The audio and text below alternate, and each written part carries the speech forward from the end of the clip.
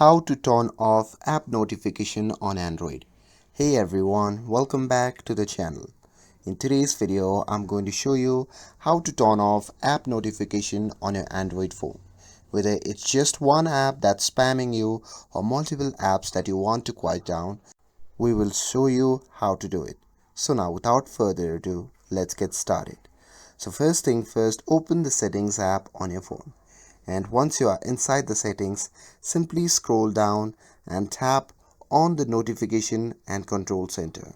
And here, once you are inside this section, simply tap on the option labeled as app notification.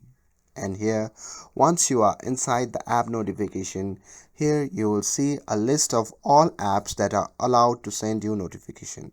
So to disable any app from sending you notification, you can just toggle the switch off next to the app name, and that's it. No more unwanted notification. So whether you are dealing with one annoying app or just want more peace and quiet overall, now you know exactly how to manage your Android notification. And with this, if you found this video helpful, then don't forget to like, share and subscribe to get updated for more videos. Thanks for watching, and I'll see you in the next video.